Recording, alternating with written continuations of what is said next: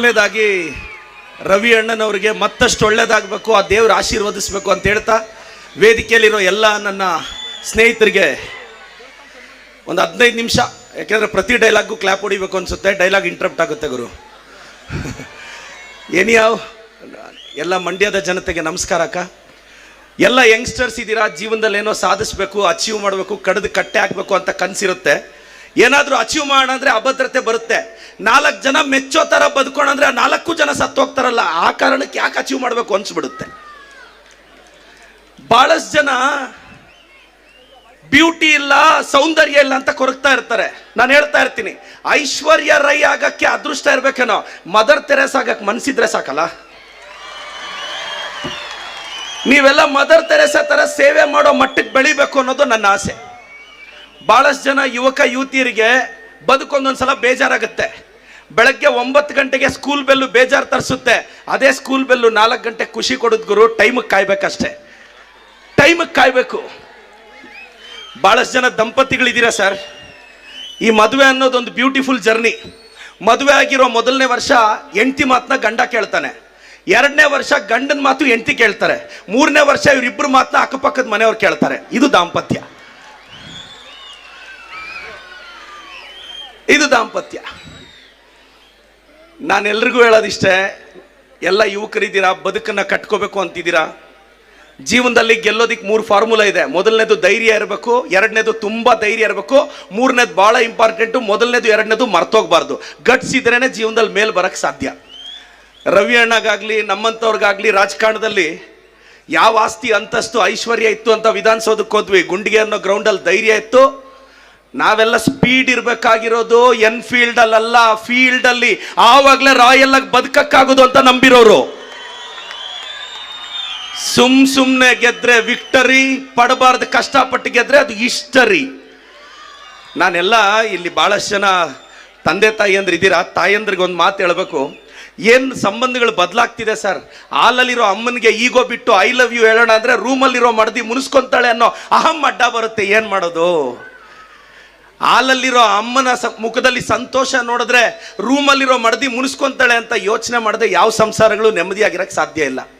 ನಾನೆಲ್ಲ 1-2 ಮಕ್ಕಳಿಗೆ ಜನ್ಮ ಕೊಟ್ಟರು ಎಲ್ಲ ಪೋಷಕರಿಗೊಂದು ರಿಕ್ವೆಸ್ಟ್ ಮಾಡ್ತೀನಿ, ಸರ್ ಕ್ಲೀನಾಗಿ ಯೋಚನೆ ಮಾಡಿ. ನಿಮ್ಗೊಂದು ಮಗನೋ ಮಗಳು ಆದಮೇಲೆ ನೀವು 20-25 ವರ್ಷ ಒಳ್ಳೆ ಸ್ಕೂಲ್ಗೆ ಹಾಕಬೇಕು, ಡಾಕ್ಟರ್ ಮಾಡಬೇಕು, ಇಂಜಿನಿಯರ್ ಮಾಡಬೇಕು, CA ಮಾಡಿಸ್ಬೇಕು, US ಕಳಿಸ್ಬೇಕು. ನೀವು 25-30 ವರ್ಷ ಬದುಕೋದೇ ನಿಮ್ಮ ಮಕ್ಕಳಿಗೋಸ್ಕರ. ಸಪೋಸ್ ನಿಮ್ಮ ತಾಯಿಗೂ ಚೆನ್ನಾಗಿಲ್ಲ, ನಿಮ್ಮ ಮಗಳಿಗೂ ಚೆನ್ನಾಗಿಲ್ಲದೆ ಇದ್ದರೆ ನೀವು ನಿಮ್ಮ ಮಗಳನ್ನೇ ಫಸ್ಟ್ ಹಾಸ್ಪಿಟ್ಲಿಗೆ ಕರ್ಕೊಂಡೋಗೋದು, ಅಮ್ಮ ಮಾತ್ರೆ ಹಾಕೋ ಸರಿ ಹೋಗುತ್ತೆ ಅಂತ. ಸರ್ ಒಂದು ಸತ್ಯ ಮರ್ತೋಗ್ತಾ ಇದ್ದೀರಾ. ನಿಮಗೆ ಮದುವೆ ಆಗಿ ಮಕ್ಕಳಾದ ಮೇಲೆ ನಿಮಗೆ ನಿಮ್ಮ ಮಕ್ಕಳು ಮುಖ್ಯ ಆದರೂ ನಿಮ್ಮ ತಂದೆ ತಾಯಿಗಿಂತ ನಿಮ್ಮ ಮಕ್ಕಳಿಗೂ ಅವ್ರ ಮಕ್ಕಳೇ ಮುಖ್ಯ ಆಗ್ತಾರೆ, ನೀವಲ್ಲ. ಆ ಕಾರಣಕ್ಕೆ ಸ್ವಲ್ಪ ದುಡ್ಡು ಎತ್ತಿಟ್ಕೊಳ್ಳಿ ಸರ್. ಸರ್ ನಿಮಗೆ ಮಾತ್ರ ನಿಮ್ಮ ಮಗಳು ಮಗ ಫ್ಯೂಚರ್ ಮುಖ್ಯ, ನಿಮ್ಮ ಮಕ್ಕಳಿಗೆ ನೀವು ಹೆಂಗೆ ಮುಖ್ಯ ಆಗ್ತೀರಾ ಸರ್? ಅವ್ರಿಗೂ ಅವ್ರ ಮಕ್ಕಳೇ ಮುಖ್ಯ ಆಗೋದು. ಈ ಕ್ಲಾರಿಟಿ ಇದ್ದರೆ ನೆಮ್ಮದಿಯಾಗಿರುತ್ತೆ. ಇನ್ನು ಕೆಲವರು ರಿಟೈರ್ಡ್ ಆಗಿರೋ ಟೀಚರ್ಸು, ಗೌರ್ಮೆಂಟ್ ಎಂಪ್ಲಾಯೀಸು, ಮಗನೋ ಮಗಳೋ ಯಾವುದಾದ್ರೂ ಟೈಮಲ್ಲಿ ಉಬ್ಬಿಸ್ಬಿಟ್ರೆ ಇರೋದೆಲ್ಲ ಡ್ರಾ ಮಾಡಿಕೊಟ್ಬಿಡ್ತಾರೆ. ಹಂಗೆಲ್ಲ ಮಾಡಬೇಡಿ, ಹಂಗೆಲ್ಲ ಮಾಡಬೇಡಿ. ಲೈಫಲ್ಲಿ ತುಂಬ ಮನೆಗಳಲ್ಲಿ ಸಪ್ತಸಾಗರ ಬೇಕಾದರೆ ಕಾಲು ತೇವ ಮಾಡ್ಕೊಳ್ಳದೆ ದಾಟ್ಬೋದಂತೆ. ಸಂಸಾರ ಅನ್ನೋ ಮಹಾಸಾಗರನ ಕಣ್ಣಲ್ಲಿ ಕಣ್ಣೀರು ಹಾಕದೆ ದಾಟಕ್ಕೆ ಸಾಧ್ಯನೇ ಇಲ್ಲ. ಯಾವ ಕಾರಣಕ್ಕೆ ಬದುಕ್ತಿದ್ದೀವಿ ಯಾರಿಗೂ ಗೊತ್ತಿಲ್ಲ. 70, 80, 90 ವರ್ಷ ಚೆನ್ನಾಗಿ ಬದುಕಿ ಸೈಟ್ ತಗೊಂಡು ಮನೆ ಕಟ್ಟಿ 2 BHK 3 BHK ಬಿಲ್ಡಿಂಗ್ಗಳು ಕಟ್ಟಿ 75-80 ವರ್ಷ ಮಕ್ಕಳು engineers, doctors, USA UK settled. 75-80 ವರ್ಷಕ್ಕೆ ಎಲ್ಲೋ ಅಪ್ಪ ಹಾಸ್ಪಿಟ್ಲಲ್ಲಿ ಸತ್ತೋದ್ರೆ ಮಕ್ಕಳು ಕೇಳ್ತಾರೆ ಬಾಡಿ ಎಷ್ಟೊತ್ತಿಗೆ ತರ್ತಾರೆ ಅಂತ. ವಾರವ್ವ, 75 ವರ್ಷದ ಡ್ಯಾಡಿನ ಎಷ್ಟು ಬೇಗ ಬಾಡಿ ಮಾಡ್ತಾರಲ್ವಾ. ನಾವೇ ಕಟ್ಟಿರೋ ಮನೆಯಲ್ಲಿ ಹಾಲಲ್ಲಿಟ್ಟರೆ ಸೂತ್ಕ ಅಂತ ವರಂಡಾದಲ್ಲೇ ಬಿಸಾಕ್ತಾರೆ. ಯಾವ ಕಾರಣಕ್ಕೆ ಬದುಕ್ತಾ ಇದ್ದೀವಿ ಸರ್? ದೇವ್ರಂತ ಮನುಷ್ಯ ಸತ್ತೋದ್ರೆ ಗಂಜಳ ಹಾಕೊಂಡು ಮನೆ ಒಳಗೆ ಬರ್ತಾರೆ. ಏನು ಶ್ರೇಷ್ಠತೆ ಸರ್ ನಮ್ದು. ತಿಥಿಯಲ್ಲಿ ಊಟ ಮಾಡಲ್ಲ ಅಂತಾರೆ, ಆ ಮನೆಯಲ್ಲಿ 100 ಸಲ ಊಟ ಮಾಡಿರ್ತಾರೆ. ಜಮೀನೇನಾದ್ರೂ 4-5 ಕೋಟಿ ಹೋದ್ರೆ ಸೆಂಟರಲ್ಲಿ ಹಾಕೋದೇ ಇಲ್ಲ, ಮೂಲೆಯಲ್ಲೇ ಬಿಸಾಕ್ತಾರೆ. ಮೂಲೆಯಲ್ಲಿ 4 ಕುಂಟೆ ವೇಸ್ಟ್ ಆಗುತ್ತೆ ಅಂದರೆ ಜನರಲ್ ಸ್ಮಶಾನಕ್ಕೋ ಬರ್ನಿಂಗ್ ಸೆಂಟ್ರಿಗೋ ಕರ್ಕೊಂಡೋಗಿ ಬಿಸಾಕ್ತಾರೆ. ಯಾವ ಕಾರಣಕ್ಕೆ ಬದುಕ್ತಾ ಇದ್ದೀವಿ? ಇರೋಷ್ಟು ದಿನ ನೆಮ್ಮದಿಯಾಗಿರೋದು. ದಯವಿಟ್ಟು ಹಿರಿಯರು ಇದನ್ನು ಅರ್ಥ ಮಾಡ್ಕೋಬೇಕು. ಹಿರಿಯರು ಇದನ್ನು ಅರ್ಥ ಮಾಡ್ಕೊಂಡ್ರೆ ಬದುಕು ಚೆನ್ನಾಗಿರುತ್ತೆ. ಇನ್ನು ನಮ್ಮ ಯಂಗ್ಸ್ಟರ್ಸು ಏನೊಂದು 16-18 ವರ್ಷ, ಏನು 16ರಿಂದ 18 ವರ್ಷ, ನಮ್ಮಪ್ಪ ಗ್ರೇಟ್. 18ರಿಂದ 25 ವರ್ಷ ನೀನು ಸುಮ್ಮನೆ ಇರಪ್ಪ. 25ರಿಂದ 30 ವರ್ಷ ನಿನಗೇನು ಗೊತ್ತಾಗಲ್ಲ, ಸುಮ್ಮನೆ ಇರಪ್ಪ. 40ರಿಂದ 50 ವರ್ಷ, ಅಮ್ಮ ಅಪ್ಪನ್ನ ಸೈಲೆಂಟ್ ಆಗಿರಕ್ಕೆ ಕೇಳು ಅಂತ. ಪ್ರತಿಯೊಬ್ಬ ಮಗನಿಗೆ ಅಪ್ಪ ಯಾವಾಗ ಗ್ರೇಟ್ ಅನಿಸ್ತಾನೆ ಗೊತ್ತಾ?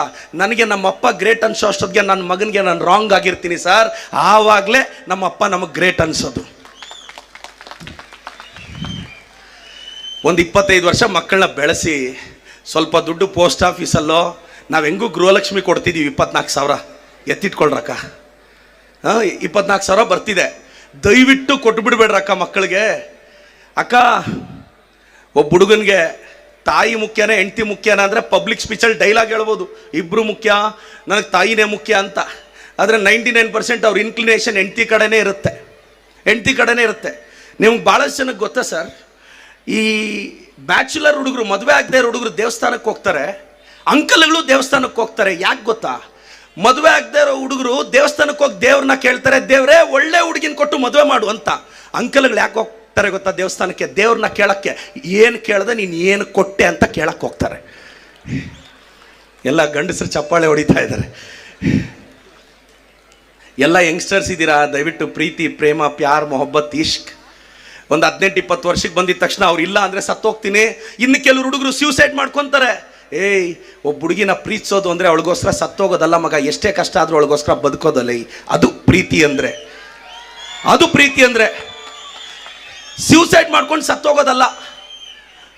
ಎಸ್, ಪ್ರೀತಿ ಅಂದರೆ ಬೈಕಿನ ಹಿಂದೆ ಖಾಲಿ ಇರೋ ಸೀಟ, ಪ್ರೀತಿ ಅಂದರೆ ಕಾಡುವ ಒಂಟಿತನಕ್ಕೆ ಉತ್ತರವ, ಪ್ರೀತಿ ಅಂದರೆ ಮನೆಯಲ್ಲಿ ಸಿಗೋದನ್ನ ಮತ್ತೆಲ್ಲೋ ಹುಡುಕುವ ಪ್ರಯತ್ನವ, ಪ್ರೀತಿ ಅಂದರೆ ಏನು? ಪದೇ ಪದೇ ಪ್ರೀತಿಸ್ಬೇಕು. ಸಾಧ್ಯ ಆದರೆ ಒಬ್ಬರನ್ನೇ, ಅದೇ ಅಸಾಧ್ಯ ಮಗ, ಅದೇ ಪ್ರಾಬ್ಲಮ್. ನಾನು ಎಲ್ರಿಗೂ ಹೇಳ್ತೀನಿ, ಎಲ್ಲ ತಾಯಂದ್ರಿದ್ದೀರಾ, ಅಕ್ಕ 2-3 ಜನ ಮಕ್ಕಳನ್ನ ಬೆಳೆಸಿ ಚೆನ್ನಾಗಿ ಓದಿಸಿರ್ತೀರಾ.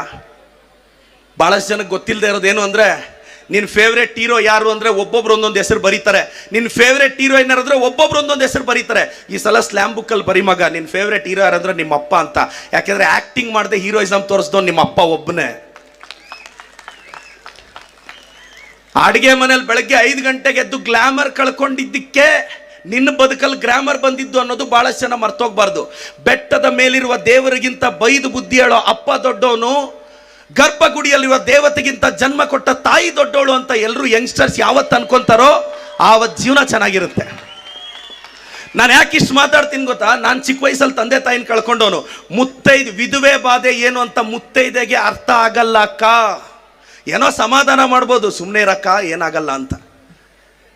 ತಂದೆ ತಾಯಿ ವ್ಯಾಲ್ಯೂ ಏನು ಅಂತ ಕಳ್ಕೊಂಡಂತ ನಮ್ಮಂಥವ್ರಿಗೆ ಗೊತ್ತಾಗುತ್ತೆ.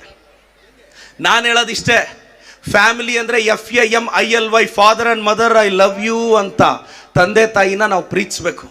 ಸಾಧ್ಯ ಆದರೆ ಈಗೋ ಇಲ್ಲದೆ ನೋಡಿ, ಒಂದು 18-20 ವರ್ಷಕ್ಕೆ ಬಂದಿರೋ ಮಕ್ಕಳು ತಂದೆಗೆ ಹೋಗಿ ಪ್ರತಿಷ್ಠೆ ಅಡ್ಡ ಬಂದ್ಬಿಡುತ್ತೆ. ಹ್ಯಾಪಿ ಬರ್ಡೇ ಡ್ಯಾಡಿ ಅಂತ ಹೇಳಕ್ಕೆ ಮುಜುಗರ ಆಗುತ್ತೆ. ಸಂಪ್ರದಾಯನೋ ಇಲ್ಲ ಅಡ್ವಾನ್ಸ್ಮೆಂಟೋ ಗೊತ್ತಿಲ್ಲ, ಎಷ್ಟೋ ಮನೆಗಳಲ್ಲಿ ವಿಶ್ ಮಾಡೋಕ್ಕೆ ಹಿಂಜರಿತಾರೆ.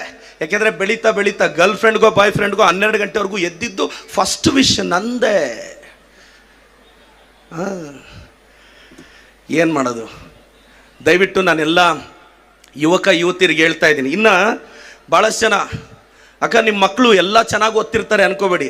ಒಂದು ಸಲ SLC ಎಕ್ಸಾಮ್ ಈಗ ಹತ್ರ ಬರ್ತಿದೆ. ಇವನು ಈ ಅಕ್ಕಿ ಡಬ್ಬದಲ್ಲಿ ರಾಗಿ ಡಬ್ಬದಲ್ಲಿ ದುಡ್ಡು ಎತ್ತಿಟ್ರೆ ಇವನು ಎತ್ಕೊಂಡೋಗಿ ಖರ್ಚು ಮಾಡಿಬಿಡ್ತಿದ್ದಂತೆ. ಆ ಕಾರಣಕ್ಕೆ ಅವ್ರ ತಾಯಿ ಒಂದು ಐಡಿಯಾ ಮಾಡಿದ್ರು. 4-5 ತಿಂಗಳಾಯಿತು, SLC ಎಕ್ಸಾಮ್ ಮುಗಿದೋಯ್ತು. ಒಂದಿನ ಅವ್ರ ಅಮ್ಮನ ಕೇಳ್ದೆ, ಅಮ್ಮ ಲಾಸ್ಟ್ 4 ತಿಂಗಳಿಂದ ಜನವರಿ ಫೆಬ್ರವರಿ ಮಾರ್ಚ್ ಏಪ್ರಿಲ್ ಎಲ್ಲ ಹುಡುಕ್ತಾ ಇದ್ದೀನಿ, ಮನೇಲಿ ₹1 ಸಿಕ್ತಿಲ್ಲ, ಮನೆಯೆಲ್ಲ ಹುಡುಕ್ಬಿಟ್ಟಿದ್ದೀನಿ, ನೀನು ಎಲ್ಲಿಡ್ತಿದ್ದೆ ಅಮ್ಮ ಅಂದರೆ, ನೀನು ಟೆಕ್ಸ್ಟ್ ಬುಕ್ಸಲ್ಲಿ ಬಚ್ಚಿಡ್ತಿದ್ನೋ ಅದೊಂದೇ ನೀನು ಸರಿಯಾಗಿ ನೋಡದೆ ಇರೋದು ಮನೆಯಲ್ಲಿ ಅಂತ. ದಯವಿಟ್ಟು ಟೆಕ್ಸ್ಟ್ ಬುಕ್ಕಲ್ಲಿ ನೀವು ದುಡ್ಡಿಟ್ಟು ನೋಡಿ, ಅದು ಮ್ಯಾಥಮೆಟಿಕ್ಸೋ ಫಿಸಿಕ್ಸ್ ಬುಕ್ಕಲ್ಲೋ ಇಡಿ, ನಿಮ್ಮ ಹುಡುಗ ವರ್ಷ ಪೂರ್ತಿ ಸೇಫ್. ನವಿಲ್ಗೆರೆ ಬೇರೆ ಇಟ್ಟು ಇಡೀ ಪರವಾಗಿಲ್ಲ. ಒಂದು ನಾನು ಎಲ್ರಿಗೂ ರಿಕ್ವೆಸ್ಟ್ ಮಾಡೋದಿಷ್ಟೇ, ನಿಮ್ಮ ಜೀವನ ಚೆನ್ನಾಗಿರಬೇಕು ಸರ್. ಮಂಡ್ಯದ ಜನದ ಆಶೀರ್ವಾದ ನಮ್ಮೆಲ್ಲರ ಮೇಲೆ ಇದೆ, ನಮ್ಮ ರವಿ ಅಣ್ಣ ಮೇಲೆ ಇರಬೇಕು. ಅವ್ರನ್ನ ತಾವು ಮತ್ತೊಮ್ಮೆ ಆಶೀರ್ವದಿಸಬೇಕು. ನಾನೆಲ್ಲರಿಗೂ, ಪೋಷಕರಿಗೂ, ಮಂಡ್ಯದ ಜನತೆಗೆ, ಎಲ್ಲ ಯುವಕರಿಗೆ, youths R not useless but they are used less ಅಂತ. ನಾವು ಯಾರು ಯೂಸ್ಲೆಸ್ ಅಲ್ಲ. ಒಂದು, ಮಿಡಲ್ ಕ್ಲಾಸ್ ಹುಡುಗರು, ಮಿಡಲ್ ಕ್ಲಾಸ್ ಹುಡುಗಿರು ಧೈರ್ಯವಾಗಿರಿ.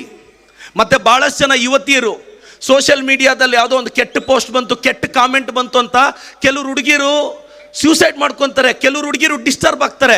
ತಾಯಿ ಒಂದು ನೆನಪಿಟ್ಕೊಂಡು, ನಿನಗೆ ಕ್ಯಾರೆಕ್ಟರ್ ಸರ್ಟಿಫಿಕೇಟ್ ಕೊಡಬೇಕಾಗಿರೋದು 4 ಗೋಡೆಗಳ ಮಧ್ಯೆ ನಿನ್ನನ್ನು ಕಟ್ಕೊಳ್ಳೋ ನಿನ್ನ ಗಂಡ ಹತ್ರ ಕೇಳು ಆ ಕ್ಯಾರೆಕ್ಟರ್ ಸರ್ಟಿಫಿಕೇಟ್ನ. ಕಿತ್ತೋಗಿರೋರ ಹತ್ರ ಎಲ್ಲ ಎಕ್ಸ್ಪೆಕ್ಟ್ ಮಾಡೋದು ತಪ್ಪಲ್ವಮ್ಮ. ಕ್ಯಾರೆಕ್ಟರ್ ಅನ್ನೋದು ನಿನ್ನ ಪರ್ಸನಲ್ ಅಸೆಟ್ ತಾಯಿ. Don't make it A public. ಯಾವನ ಹತ್ರ ಸೀನಿಯರು, ಜೂನಿಯರು, ಕ್ಲಾಸ್ಮೇಟು, ಫ್ರೆಂಡು, ಸ್ಟ್ರೀಟಲ್ಲಿ ಹೋದವನು, ಮತ್ತೆ ತಂದೆ ತಾಯಿನೂ ಅಷ್ಟೇ ಸರ್. ಎಲ್ಲದಕ್ಕೂ ಕಂಪ್ಯಾರಿಸನ್. ನೋಡು, ಅವ್ರ ಕಡೆ ನೋಡು, ಇವ್ರ ಕಡೆ ನೋಡು, ಅವನ ಕಡೆ ನೋಡು. ಸರ್, ಒಂದೇ ನನ್ನ ಕ್ವಶನ್, ಪಕ್ಕದ ಮನೆಯವನ್ನೋ ಬೀದಿಯಲ್ಲಿರೋನೋ ನೆಂಟ್ರನ್ನೋ ಕೇಳಿ ಮಗ ಮಗಳನ್ನ ಭೂಮಿಗೆ ತಂದಿದ್ರಾ? ಇಲ್ಲ ತಾನೆ.